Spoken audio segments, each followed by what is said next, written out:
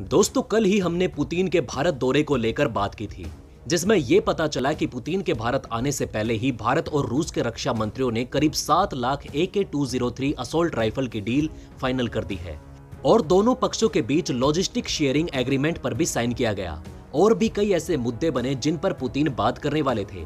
तो दोस्तों, इसी को लेकर एक बहुत बड़ी खबर सुनने को मिली। जी हां दोस्तों, आपको याद होगा हमने आपको बताया था कि भारत और रूस के बीच होने जा रही इस 2+2 वार्ता में लगभग 10 अहम समझौते साइन होंगे, जिसमें कुछ व्यापारिक होंगे और कुछ रक्षात्मक। अब व्यापारिक मुद्दों का तो पता नहीं, लेकिन डिफेंस को लेकर रूस की ओर से एक बड़ी अनाउंसमेंट भारत के लिए की जा रही है।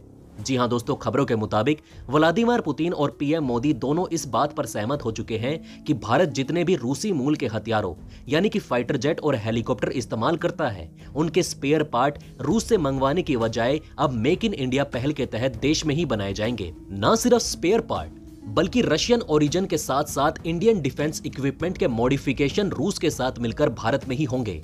भारत के सुखोई से लेकर MI हेलीकॉप्टर को नया अवतार देने के लिए भारत की मदद अब करने जा रहा है रूस। इनके लिए जितने भी कल पुर्जों की जरूरत होगी वो रशिया से मंगवाने की बजाय अब भारत की लोकल कंपनियों से खरीदे जाएंगे। आसान भाषा में कहें तो रूसी मूल के हथियारों को अपग्रेड करने के लिए रूस भारत को TOT देने के लिए राजी हो चुका है। रशिया के इस कदम से भारत न सिर्फ अपने LCH हेलीकॉप्टरों को घातक बना पाएगा, बल्कि सुखोई विमानों को काफी कम समय में सुपर सुखोई की शक्ल दी जा सकेगी। बताया जाता है कि पूरे एशिया में भारत ही एकमात्र ऐसा देश है जिसे रूस की तरफ से इतनी बड़ी पेशकश की गई। वैसे तो चीन कई सालों से रूस की तकनीक हासिल करने की कोशिश कर रहा था, लेकिन ये तकनीक रूस ने भारत को दी है। यहां तक कि पुतिन ने भारत के साथ S-400 मिसाइल डिफेंस सिस्टम की डील को लेकर अमेरिका पर भी निशाना साधा। रूसी राष्ट्रपति ने कहा कि इस डील का सिर्फ प्रतीकात्मक महत्व ही नहीं है, भारत के रक्षा क्षमताओं के लिए भी इस डील के कई व्यवहारिक अर्थ हैं।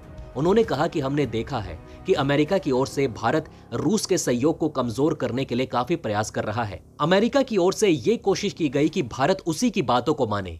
क्षेत्र में किस तरीके का विकास होना चाहिए, ये सारी बातें अमेरिका की सुने। लेकिन इस डील को लेकर भारत की तारीफ करते हुए पुतिन ने कहा कि हमारे मित्र ने अमेरिका को मजबूती से जवाब दे दिया है कि हम अपने फैसले खुद ले सकते हैं। इसके अलावा पुतिन ने मोदी जी को अगले साल अपने देश आने का भी न्योता दिया है, जहां भारत रूस से डिफेंस टाइज को और भी मजबूत कर सकेगा।